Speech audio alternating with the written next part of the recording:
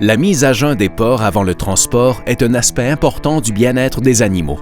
En plus d'avoir un impact sur la manipulation des porcs, le temps de chargement et le transport, des estomacs pleins engendrent des pertes économiques pour les producteurs, les transporteurs et les abattoirs. C'est pourquoi il est important de planifier et appliquer une bonne procédure de mise à jeun avant le chargement des porcs afin d'éviter les estomacs pleins. La mise à jeun des porcs avant le transport diminue leur risque de mortalité et facilite leur manipulation. Une mauvaise mise à jeun peut avoir des incidences néfastes sur le bien-être des porcs.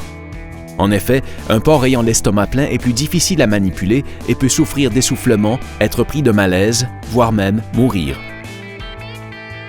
La durée totale de la mise à jeun correspond à la période pendant laquelle les porcs sont privés d'aliments. Elle débute à la ferme, lorsque les trémies sont vides ou lorsque les porcs se retrouvent privés de nourriture lors de leur rassemblement dans une salle d'expédition. Et elle se termine au moment de l'abattage. La durée idéale de la mise à jeun s'échelonne sur une période de 17 à 24 heures précédant l'abattage. La période de mise à jeun comprend le temps de jeûne effectué à la ferme avant le chargement, la durée du transport et la période de repos des porcs à l'abattoir. Planifier la mise à jeun de vos porcs, ce n'est pas compliqué. Il s'agit de déterminer le moment où vous devez retirer l'accès à l'aliment. Pour ce faire, il vous faut connaître l'heure d'abattage des porcs. Renseignez-vous sur l'heure prévue d'arrivée à l'abattoir ainsi que sur le temps d'attente prévu avant l'abattage. Les transports doivent être planifiés afin de connaître l'heure d'arrivée du camion à la ferme, la durée de chargement des porcs, le temps de transport requis jusqu'à l'abattoir ainsi que l'heure de leur déchargement.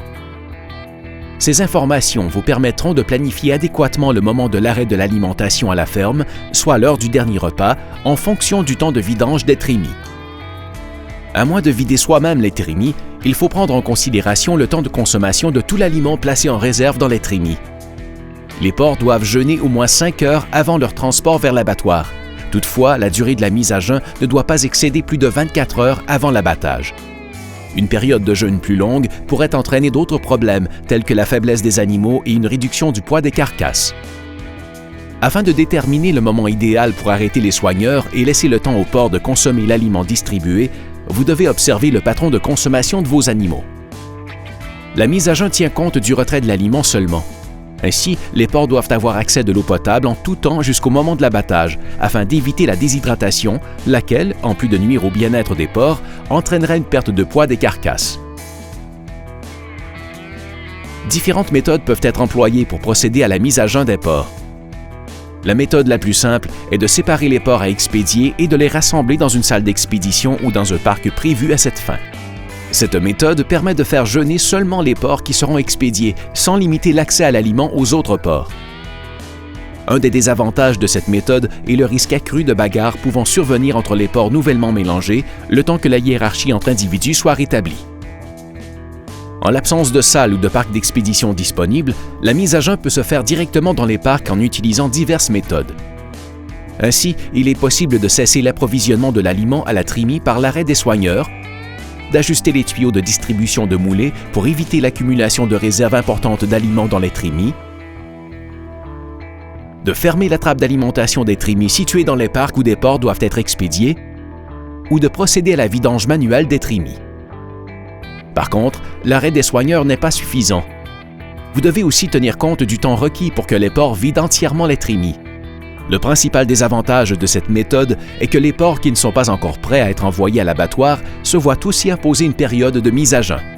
Afin de vérifier si votre procédure de mise à jeun est efficace, notez le pourcentage d'estomac plein inscrit sur vos certificats d'abattage.